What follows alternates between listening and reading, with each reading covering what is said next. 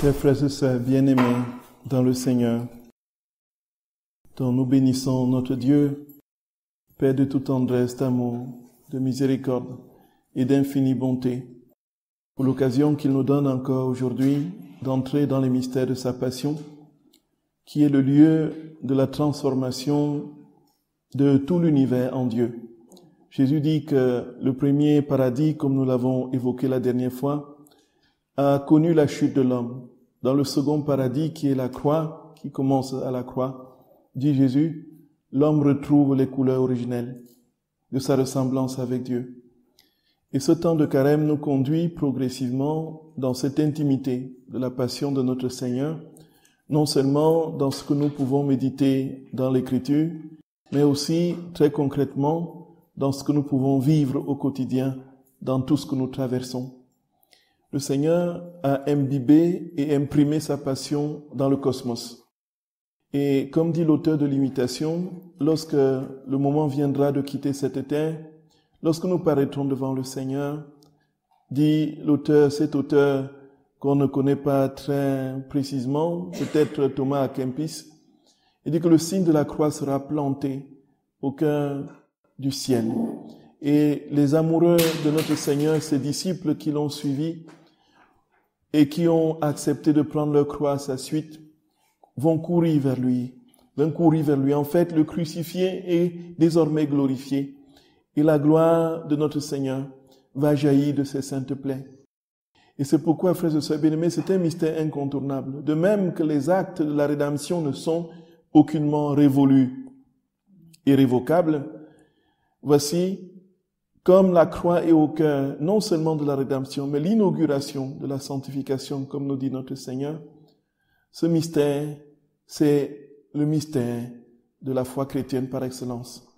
La passion, la mort et la résurrection de notre très saint Seigneur se tiennent dans ce seul et unique but de la transformation de toutes les créatures en Dieu. Et nous avons compris, frères et sœurs bien-aimés, que notre Seigneur nous avait exprimé son amour de manière parfaite sur la croix. Et que c'est là qu'il s'est brisé.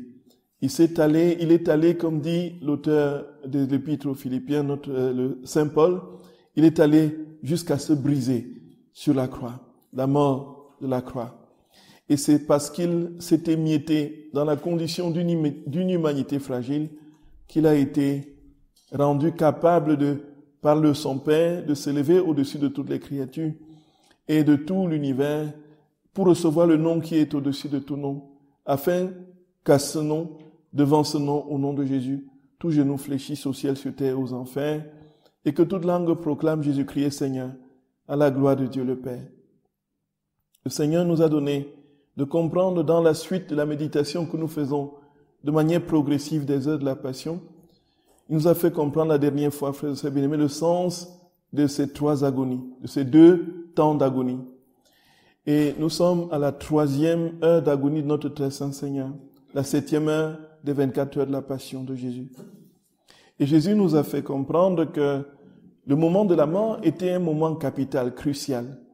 Et on n'a pas très souvent l'idée de ce que ça peut représenter, sauf lorsque l'on assiste des personnes qui sont en fin de vie, ou bien des personnes qui luttent véritablement contre la mort et qui ne veulent pas, d'une part, mourir, ou bien qui ont peur de la mort, ou bien les angoisses de la mort les saisissent. Et dans un texte, effectivement, frères et sœurs bien-aimés, dans plusieurs passages du livre du ciel, le Seigneur parle, et surtout dans les heures de la Passion, de ces moments-là, surtout à cette 7e heure, où nous allons comprendre ce qui se passe au moment du départ de ce monde. Le lit, Jésus, toujours dans cette même heure, permet à Louisa et à sa Sainte Mère de répandre son sang précieux sur les agonisants. Et en répandant son sang précieux sur les agonisants, alors il y a une description quasi précise de ce qui se passe au moment de la mort. Les anges des ténèbres qui travaillent à arracher l'âme à Dieu, et Dieu qui travaille à faire venir l'âme à lui. Et il y a donc, résulte de ce fait, une angoisse profonde, surtout si l'âme n'a pas été préparée, si l'âme n'a pas vécu ce passage paisible par les sacrements. Alors l'âme entre dans des convulsions intérieures absolument redoutables qui font qu'il y a nécessité, effectivement, d'un secours particulier d'ordre surnaturel pour que cette âme fasse le passage paisiblement.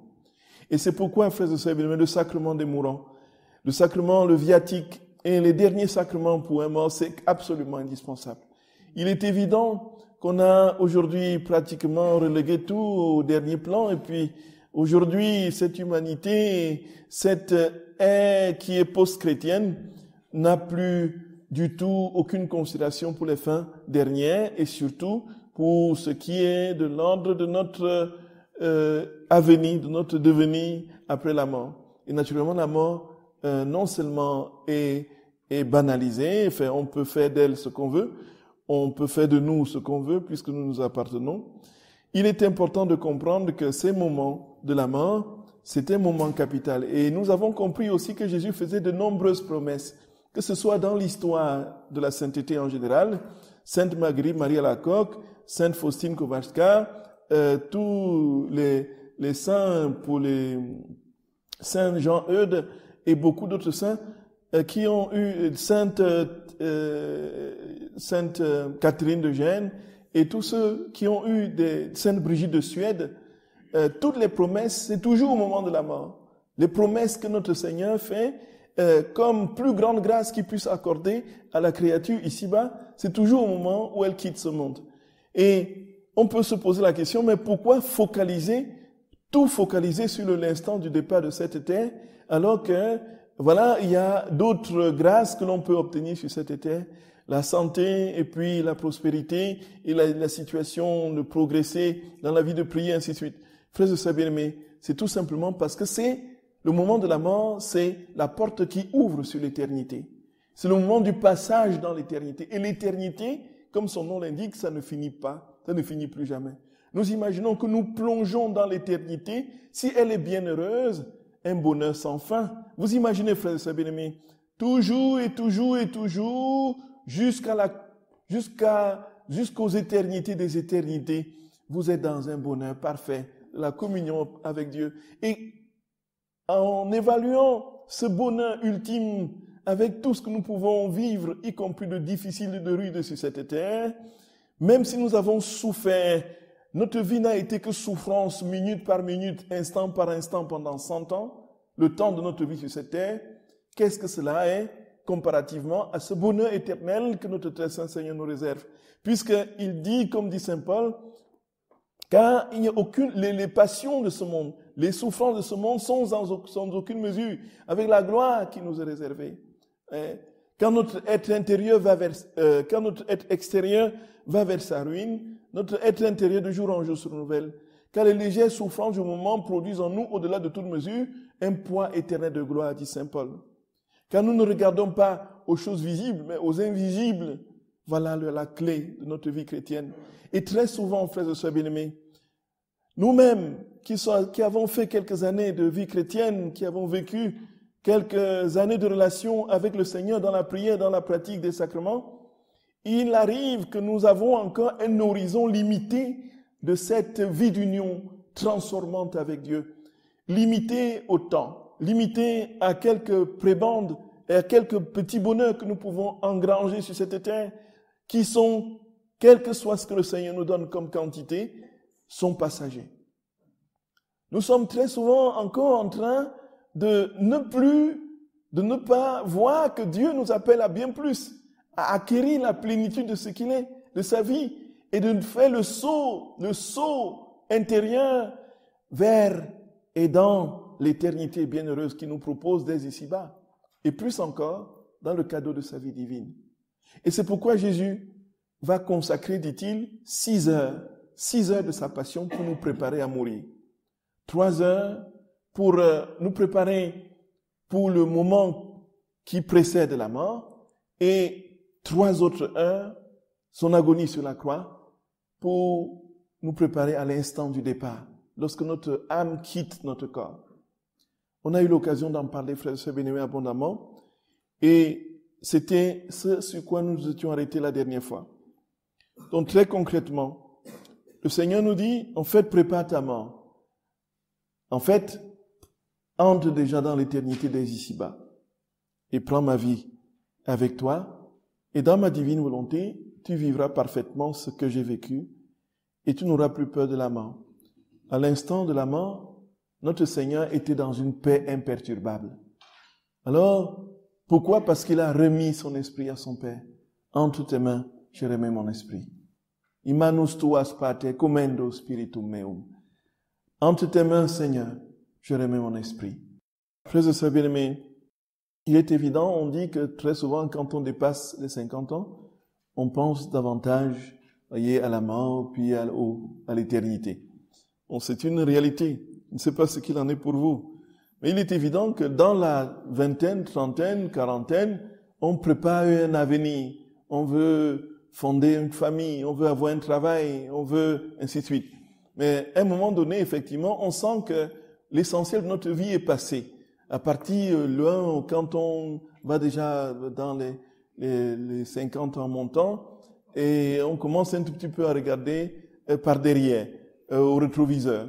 Le bilan commence à être, on sort le cahier pour commencer le bilan. Et puis, c'est vrai qu'en ce moment, plus facilement, on pense davantage à ce qu'on sera. Mais très concrètement, frères et sœurs bien-aimés, le Seigneur nous dit, dès maintenant, considère dans la divine volonté que tu entres déjà dans l'éternité, que tu es déjà dans l'éternité. Puisque la divine volonté, la vie dans la divine volonté te procure Dieu. Dieu t'introduit déjà en lui, lui qui est éternel. Et ici, sur cette terre, tu es déjà dans l'éternité. Et la mort ne sera plus qu'une simple formalité. Quelque chose de relativement, de très très léger, dans l'ordre de la douleur, parce que tu vis déjà en Dieu. Et lorsque l'heure viendra pour toi de fermer les yeux sur ce monde, alors tu seras tout simplement métamorphosé en celui qui vit déjà en toi depuis toujours. Nous allons continuer, frères et sœurs bien-aimés, la méditation selon la pédagogie que nous avons adoptée. La méditation progressive du livre du ciel en fonction, je veux dire, du chemin des heures de la passion de notre Seigneur, en parallèle avec les enseignements que notre très saint Seigneur donne à sa servante dans le livre du ciel. Et bien sûr, avec l'écriture. Ça, c'était pour l'agonie. Nous sommes à la 7e heure, dont l'heure qui va de 23h à minuit. Mon doux Jésus, en retournant dans le jardin, tu sembles trop faible pour continuer. Couvert de sang et de boue, tu élèves ta face vers le ciel et tu répètes pour la 3e fois. Père, si c'est possible que ce calice passe loin de moi, Père Saint, aide-moi. J'ai besoin de réconfort. Il est vrai qu'à cause des péchés que j'ai pris sur moi, je suis dégoûtant, détestable, et le dernier des hommes devant ton infinie majesté. Ta justice est poussée à la colère contre moi, mais aujourd'hui, regarde-moi, ô Père, je suis toujours ton Fils qui est un avec toi. Ô Père, aide-moi, aie pitié de moi. Ne me laisse pas sans réconfort. Ici, frères et sœurs bien-aimés, nous comprenons dans ce passage que Jésus, comme dit saint Paul, s'est identifié au péché. Ça peut paraître choquant, mais le Seigneur a pris sur lui tous les péchés de tous les hommes de tous les temps. Tous ces péchés se sont concentrés sur lui. Il a récapitulé dans sa personne les péchés de toute l'humanité. Et c'est pourquoi il était un tas de péchés au jardin de Gethsémani et sur la croix. Parce qu'il l'assumait. Nous voyons jusqu'où notre Seigneur va dans l'infini amour qu'il a pour nous. Il a dépouillé, comme dit saint Paul dans l'Épître aux Colossiens, il a dépouillé les dominations. Il les a trimballées dans le cortège victorieux de la croix. Il a pris et assumé sur lui tous les péchés de tous les hommes de tous les temps. Il est entré dans une sorte de pardonnez-moi, frères et sœurs bien-aimés, de fusion avec le péché de l'âme. Et c'est pourquoi il était dégoûtant. En fait, il faut comprendre ça ainsi. Son humanité assume tous les péchés de tous les hommes pour que sa divinité nous en délivre.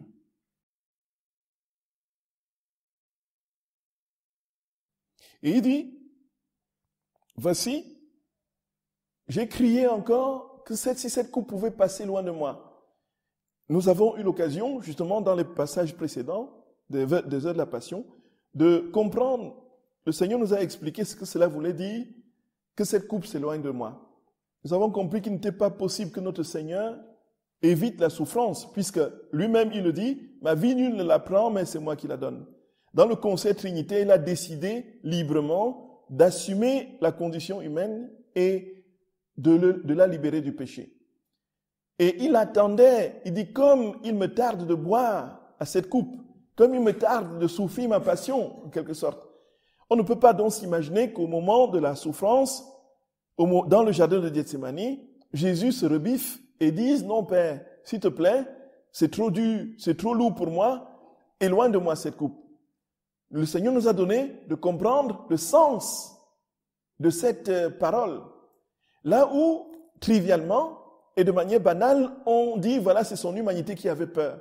On dit même Jésus avait peur. Jésus avait peur. Qu'est-ce qu'il y a? Il n'y a pas de problème. Jésus lui-même avait peur de souffrir. Il a dit à son Père qu'il ne voulait plus souffrir. Mais comprenons bien, il y a quelque chose qui ne tient pas. C'est illogique. C'est irrationnel.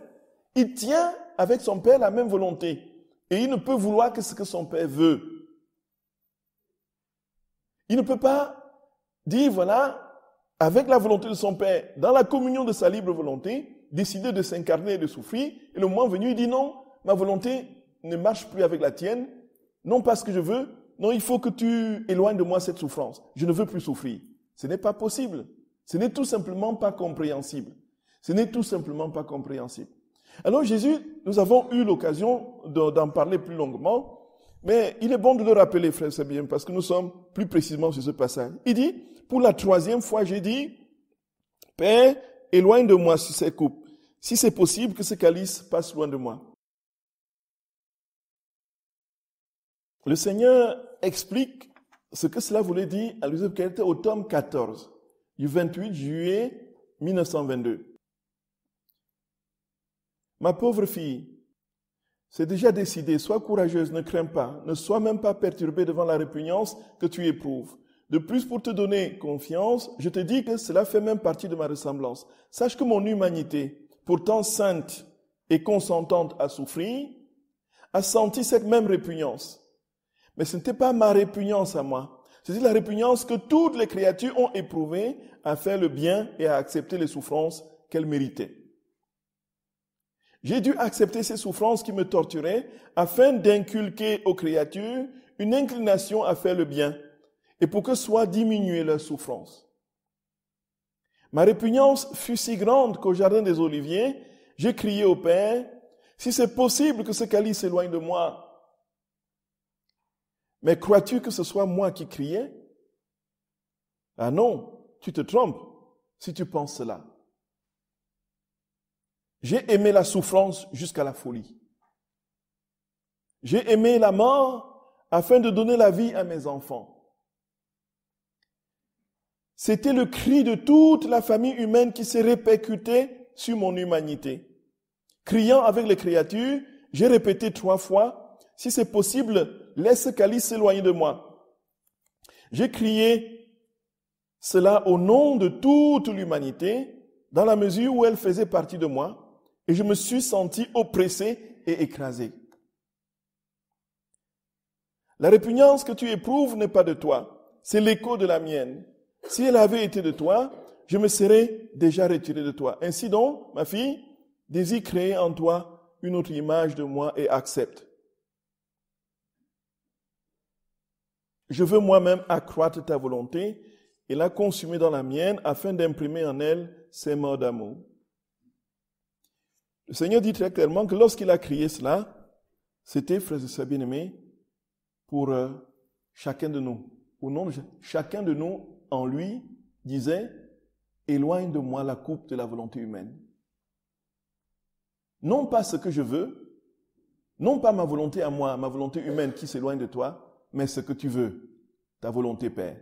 Ce n'était pas la volonté de Jésus comme telle, puisque sa volonté était intimement, inextricablement et définitivement unie à la volonté du Père. C'était donc la volonté de chacun de nous qui disait, dans la personne du Fils de notre Seigneur, éloigne de moi cette coupe, que je ne vois plus autant d'offenses s'infliger sur toi. Nous voyons, frères et sœurs, mais les lumières qui nous sont projetées. Et quand on parle de il y a une théologie qui a sévi pendant plusieurs siècles dans l'Église.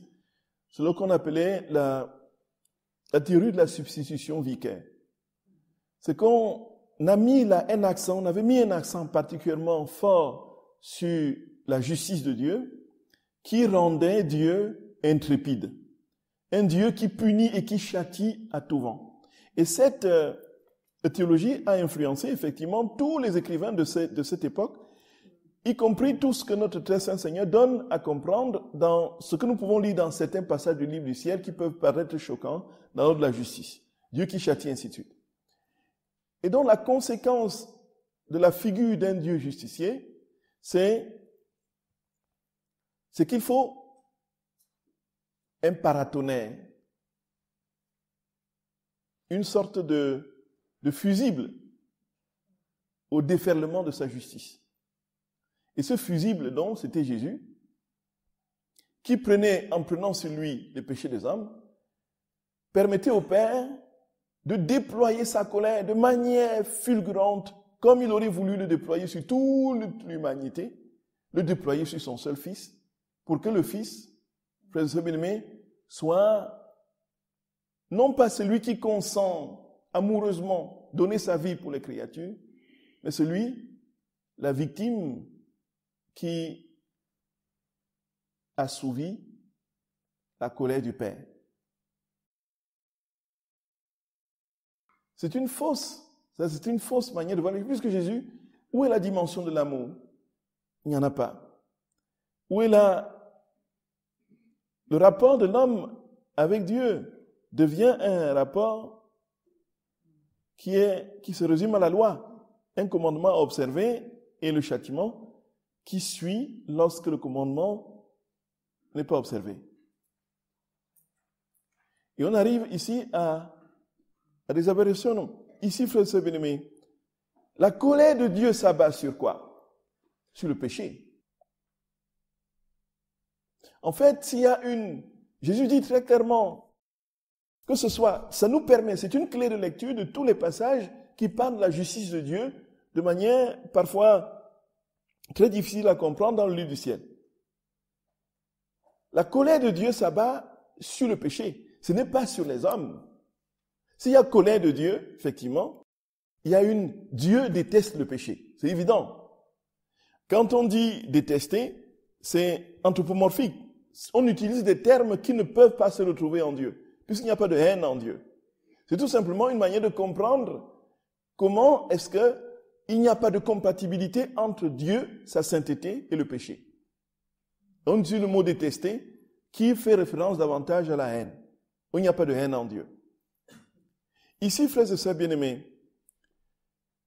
le Seigneur dit très clairement, quand on entend, écoute et lit certains passages où le Seigneur dit, j'ai détruit les villes, j'ai détruit, laisse mon châtiment s'abattre, je veux, Luisa, laisse-moi faire, je vais, ainsi de suite. Ça choque des personnes quand ils arrivent à ces passages. Ce qui est clair, ce que Jésus dit par ailleurs, il faut lire le livre du ciel dans l'herméneutique de la complémentarité avec le même livre du ciel. On lit l'écriture avec l'écriture, on lit le livre du ciel avec l'écriture et le livre du ciel. Alors dans d'autres passages, Jésus dit dans le livre du ciel, en fait, les gens m'accusent d'être un Dieu de justicier. Je n'ai dans ma vie posé aucun acte de justice sauf lorsque j'ai chassé les marchands du temple. Parce que lui, le moment où il était, c'était sa miséricorde. Il exerçait cette violence dans le temple contre la pratique. Ce n'était pas contre les marchands puisqu'il n'avait blessé personne. Et de même, quand il dit qu'il fait abattre sa justice, qu'il va châtier à châtier, on ne peut donc pas comprendre, sans entrer dans une contradiction, que Dieu dise en même temps, voici, je vais châtier, et puis qu'ils disent dans le même livre du ciel, je n'ai posé les gens, je ne suis que miséricorde, je ne suis que tendresse, je suis que miséricorde. Pourquoi les gens me considèrent comme un Dieu de justice? Cela veut dire qu'il faut comprendre autrement quand il parle de la justice. Ou bien quand il dit qu'il va châtier. Qu'est-ce qu'il châtie? Il châtie le mal. Il travaille à faire disparaître le mal. Et ici, frères et sœurs bien-aimés, il va dire dans un autre passage que les villes, on peut les reconstruire. Les villes, ainsi de suite. Mais l'âme humaine, lorsqu'elle ne s'est pas convertie, elle est perdue.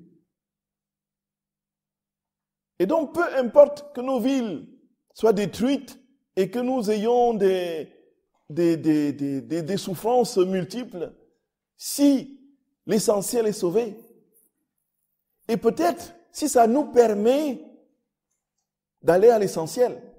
Combien de personnes se sont converties sur leur lit de malade? Combien de personnes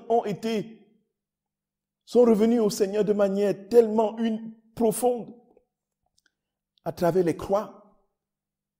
Et ça a été mon cas, frères et sœurs bien-aimés. Ça a été mon cas. Je ne serais peut-être pas devant vous en train de parler notre Seigneur si je n'avais pas vécu tellement de moments difficiles dans ma vie qui m'ont plongé dans le brisement et qui m'ont donné la possibilité de n'avoir qu'un seul recours, notre Seigneur. Et Jésus dit, en fait, il y a une pédagogie dans la souffrance. Et c'est pourquoi, frère et sœur bien-aimé, lui-même, il dit, je suis la souffrance. Je suis la souffrance, dit Jésus. Tout simplement parce que si tu souffres avec moi, si tu souffres en moi, alors tu accèdes à un niveau de communion avec moi que tu n'aurais pas pu avoir si tu n'avais pas vécu cette souffrance. Parce que c'est moi en toi qui te porte à ces sommets. Par la souffrance. Parce que cette souffrance a la capacité de briser ton ego et de te mettre devant ton néant. Et ce néant qui ne peut te conduire qu'à te jeter dans mes bras. Donc c'est comme ça qu'il faut comprendre la colère de Dieu. Ô mon doux bien, il me semble t'entendre appeler à l'aide ta chère maman. Douce maman, tiens-moi bien serré dans tes bras, comme tu le faisais lorsque j'étais enfant. Donne-moi le lait que je prenais de toi pour me réconforter et adoucir l'amertume de mon agonie. Donne-moi ton cœur qui était tout mon bonheur. Maman, Marie-Madeleine, chers apôtres, vous tous qui m'aimez, aidez-moi, réconfortez-moi. Ne me laissez pas seul dans les terribles tourments. Rassemblez-vous tous autour de moi. Réconfortez-moi par votre compagnie et votre amour. Gloria, frères et sœurs bien-aimés, le cri d'un Dieu mendiant d'amour. Notre Seigneur mendie, il mendie l'amour, frères et sœurs d'amour. Il mendie. Jésus, tu mendis notre amour, Seigneur, notre roi. Tu mendis notre amour, Jésus. Tu mendis notre amour. Pourtant, tu es l'amour. Pourtant, tu es l'amour, Seigneur. Qu'as-tu encore à mendier l'amour des créatures? Toi qui te suffis à toi-même dans la perfection de ton amour. Dis-nous, Jésus. Dis-nous, Seigneur. Frères et sœurs bien-aimés, le mystère est grand. Le mystère est grand. Et qui est-ce qu'il commence par appeler pour lui donner cet amour, sa mère? Il dit, maman, serre-moi contre toi, et donne-moi le lait que tu me donnais quand j'étais dans tes bras. Et ici, que pouvons-nous comprendre? Nous savons déjà la réponse puisque nous avons lu ces passages et plusieurs fois évoqué ce texte particulier. Le Seigneur est Dieu. Et il est Dieu. Il ne peut pas nous sauver sans nous. Comme dit Saint Augustin, lui qui nous a créés sans nous, ne nous sauvera pas sans nous. S'il a besoin de nous pour notre salut, alors qu'est-ce que nous pouvons lui donner? Nous ne pouvons rien lui donner. Rien, absolument rien. Qui le satisfasse, lui. Puisqu'aucune humanité ne peut donner la perfection à Dieu. Ni de sainteté, ni de plénitude, ni de bonheur. Puisque l'humanité de toute façon est finie et limitée, elle ne peut pas combler un Dieu illimité, fini et établi dans la béatitude. Ce n'est pas possible. Qu'est-ce que l'homme peut donner à Dieu? Rien. Nous ne pouvons rien donner à Dieu. Rien. Quand nous lui donnons notre amour, pour que cet amour l'atteigne, il faut que ce soit son amour. Et c'est pourquoi, frères et sœurs bien-aimés, dans cette vie dans la divine volonté, Jésus, en prenant possession de nos actes, retourne à lui-même ce qu'il est. Et quand il réclame notre amour, c'est son amour qu'il réclame. Je t'ai donné un peu d'amour, rends-moi cet amour à perfection, mon enfant. S'il te plaît, donne-moi mon amour. Donne-moi un peu d'amour. Et qu'est-ce que cela signifie? On peut, en lisant littéralement le texte, penser, notre Seigneur dit, voilà maman, viens me serrer dans tes bras, viens console-moi, essuie mes larmes, essuie le sang qui jaillit de mon corps. Nous avons justement, entre parenthèses, parlé justement de cette sudation et de cette sueur de sang au jardin des Oliviers. Jésus au jardin des Oliviers, frères et sœurs bien-aimés, dans la description que nous avons, ce n'était pas quelques petites gouttes de sueur qui sortaient de son corps et qui étaient un peu teintées, n'est-ce pas, de sang. Non. Il est décrit une flaque de sang par terre. Jésus a transpiré le sang. Et on comprend quand il dit que son sang a coulé 3 fois. On ne peut pas s'imaginer qu'il a juste transpiré au jardin de Gethsémani et qu'il y a eu quelques petites gouttes. Il dit son sang a coulé 3 fois. Donc quand Jésus priait au jardin de Gethsémani, le sang jaillissait de ses pores de peau comme la sueur. L'évangéliste dit une sueur de sang. Et dans notre représentation, on voit la sueur et on voit quelques petites gouttes de sang dans la sueur. Non, le sang sortait, transpirait le sang. Et a formé sur le pied de Jésus une flaque. Et alors, on peut s'imaginer que notre très saint Seigneur dise à sa mère, maman, viens, apporte un mouchoir, essaie de me souiller. Donne-moi que je pose un peu ma tête sur ton cœur comme je le faisais lorsque j'étais tout petit dans tes bras. Ça, c'est ce que une lecture littérale basique nous fournit comme explication. Mais avant d'entrer et donner la réponse que notre Seigneur nous a déjà donnée de toutes les façons et que nous connaissons, voyons déjà la place de maman dans cette œuvre de salut, la souffrance de Jésus. Jésus a vécu, frères et sœurs d'amour, une intimité profonde avec sa maman. Il a vécu, c'était la seule créature, la créature qui était présente, l'unique, présente dans ses pensées, ses respirations, ses transpirations, tout son être était imprégné, comme dit notre Seigneur, de la maternité de sa mère. Sa maman exerçait sa maternité sur tout ce qu'il était, y compris donc sur ses souffrances. Quand Jésus respirait, dit-il, dans ses respirations, il y avait sa Sainte Mère.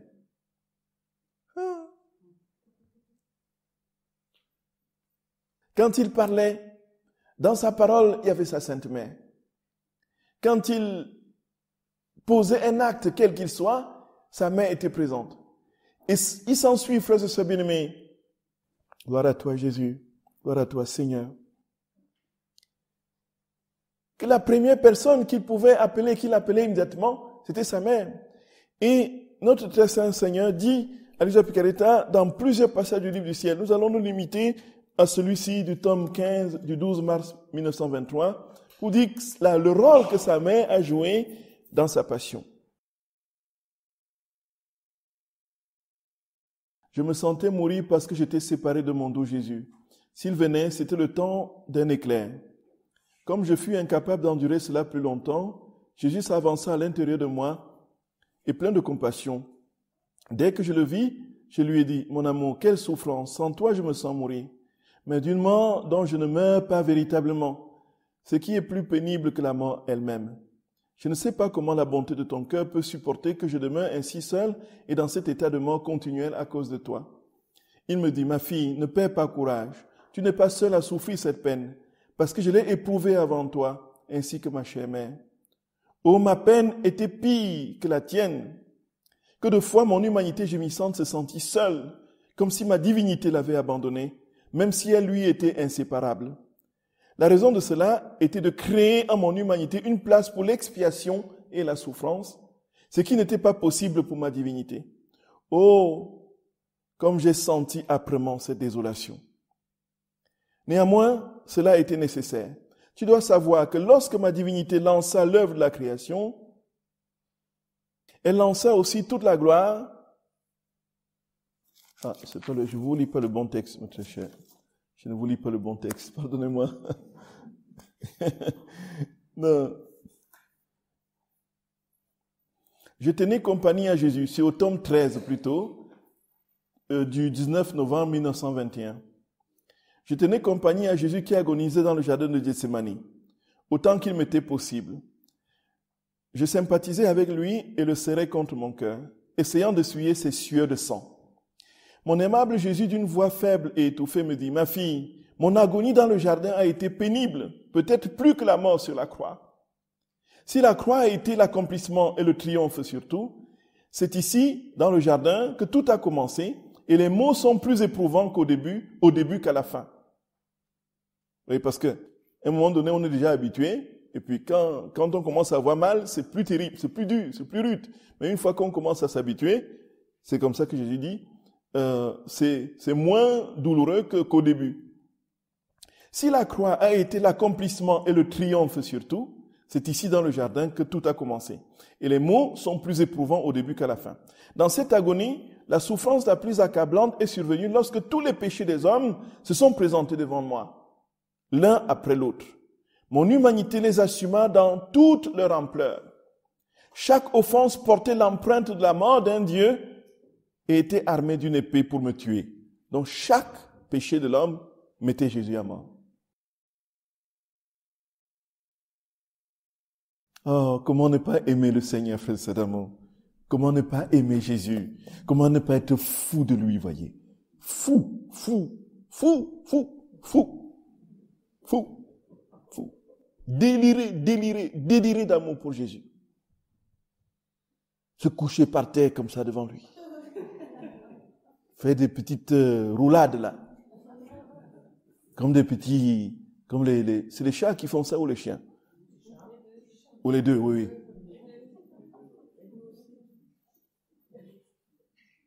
Ah,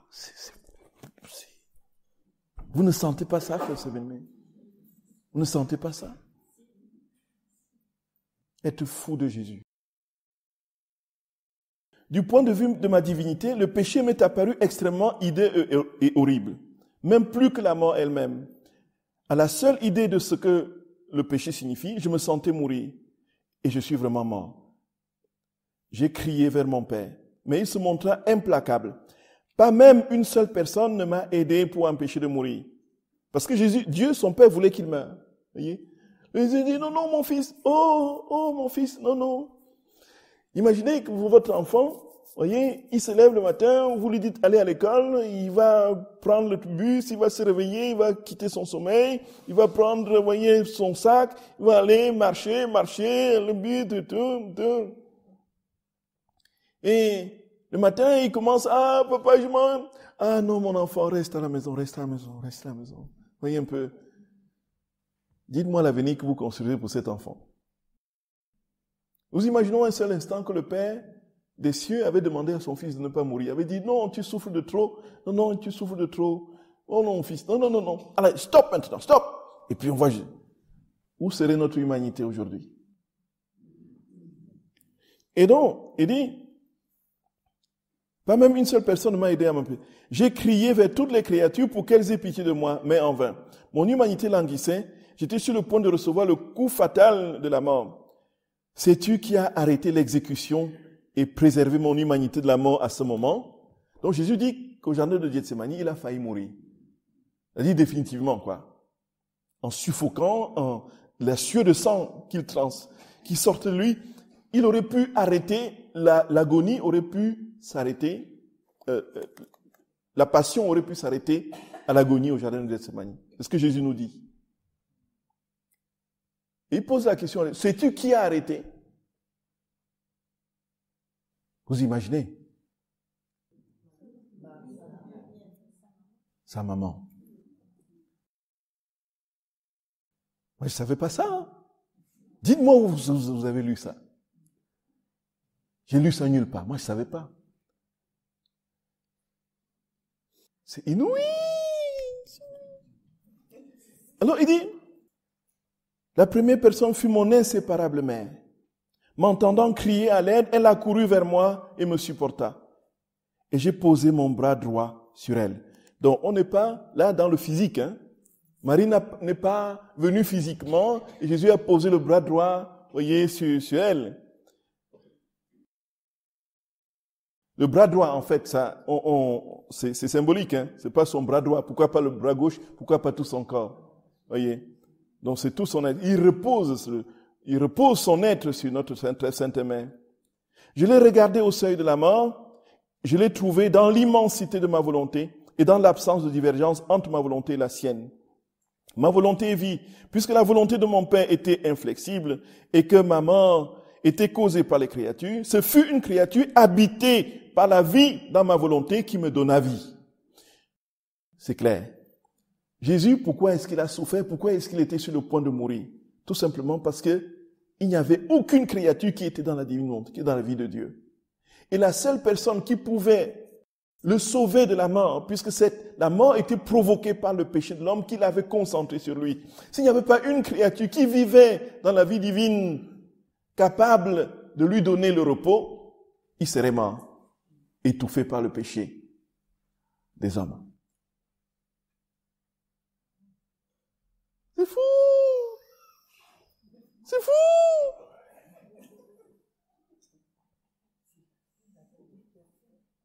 Voyez ça, frère et sœurs d'amour.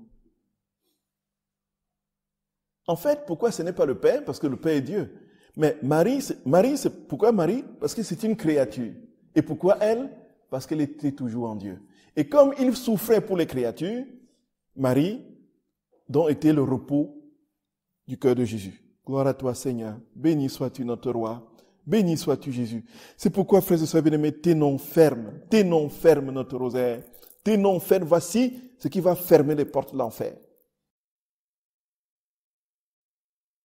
Ce fut ma mère, celle qui, dans le miracle de ma volonté, m'avait conçu et donné naissance dans le temps, et qui, à ce moment, me donna vie pour une deuxième fois, afin de me permettre de réaliser l'œuvre de la rédemption. Gloria! Jésus a reçu 2 naissances de Marie, selon ce que nous écoutons. La première, c'était quand il lui a donné la vie biologique, physique, à la naissance dans la grotte de Bethléem. La deuxième, quand tu lui as redonné la vie pour qu'il continue sa passion. Et quand il crie dans le jardin, donne-moi ce lait, donne-moi ce lait. Qu'est-ce que maman donnait comme lait à Jésus? Voilà. Certainement, on ne peut pas s'imaginer que maman prenait soin, il faut que je mange plus de dattes, que je mange plus de trucs pour que mon lait soit plus sucré pour mon petit enfant et que je trouve un genre de concentré, qu'elle demande des conseils diététiques et culinaires pour mieux préparer pour que son lait soit plus fluide et que du coup, Jésus au jardin de Gethsémani se rappelle de ce lait succulent qu'il recevait de sa mère dans ses bras. Alors, et qui dit, maintenant, maman, je souffre tellement, s'il te plaît, tu sais, le lait là que tu donnais, qui était très sucré, puisque tu mangeais beaucoup de dattes et puis de fruits et légumes pour que ce soit, donne-les-moi. Non. Jésus a donné, justement, la nature de cet autre lait, de ce lait-là, au tome 35. Et nous connaissons bien, frères et bien-aimés, au tome 35 du 14 février 1938. Et nous allons terminer là. Écoute maintenant une autre surprise. Lorsque petit enfant, j'ai sucé le lait de ma maman, je suçais les âmes, parce qu'elle les gardait en dépôt, et en me donnant son lait, elle déposait en moi toutes les âmes. Elle voulait que je les aime, que je les embrasse toutes, et que je fasse d'elle ma victoire et la sienne. Mieux encore, en me donnant le lait, elle me faisait téter sa maternité et sa tendresse, s'imposant sur moi de telle sorte que j'aimais les hommes avec un amour maternel et paternel. Je recevais en moi sa maternité et son indicible tendresse, de sorte que j'aimais les âmes avec un amour divin, maternel et paternel. En fait, quand notre Seigneur est en souffrance au jardin de Gethsémani, il crie, « Maman, maman, maman, s'il te plaît, sauvons les âmes, donne-moi les âmes, donne-moi les âmes, donne-moi ce lait. » Pourquoi? Parce que quand Jésus était sur le cœur de sa sainte mère, il recevait le lait. Mais comme il était Dieu, il ne pouvait pas se contenter. Il était homme et Dieu. C'était homme et Dieu qu'il tétait. Maman, sa divinité ne sortait pas de l'enfant, de lui, pour ne laisser que son humanité qui va téter. Et ensuite, quand il a fini de téter, sa divinité vient retrouver son humanité. Non, c'était Jésus, homme et Dieu, petit enfant dans les bras de sa mère, qui recevait le lait de sa mère. Et on ne peut donc pas se dire, bon, maintenant Dieu, il va se nourrir de quoi? Il va se nourrir du lait que produisent les dattes et les figues. Dieu se nourrit des âmes.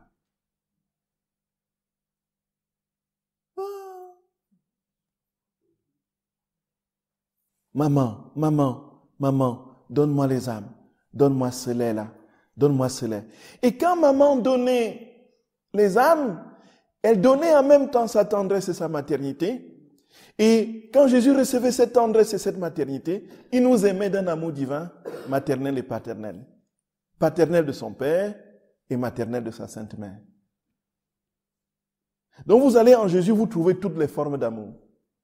Vous trouvez l'amour paternel, vous trouvez l'amour maternel, vous trouvez l'amour divin. Parce que sa mère lui a communiqué l'amour maternel et elle a aimé, puisqu'il était Dieu, il a aimé divinement, maternellement et paternellement. Parce qu'il était aimé de son Père. C'est pourquoi de nombreuses guérisons se produisent, y compris, frères et sœurs bien-aimés, le Seigneur nous guérit de toutes les maternités blessées, de toutes les paternités blessées, de tout ce que nous n'avons pas reçu de nos familles, ainsi de suite.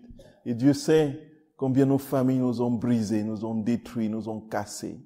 On compte sur le bout des doigts des gens qui ont vécu dans des familles idéales et même quand on dit idéal, c'est quoi? Quand il y avait l'amour, c'était même plutôt captatif et possessif, au détriment de l'autre, à l'exclusion de certains. Certains sont préférés à d'autres, ainsi de suite. C'est notre amour humain. Voilà, frères et sœurs d'amour, ce que notre maman est capable de faire. Voilà pourquoi notre très saint Seigneur a crié sur la croix.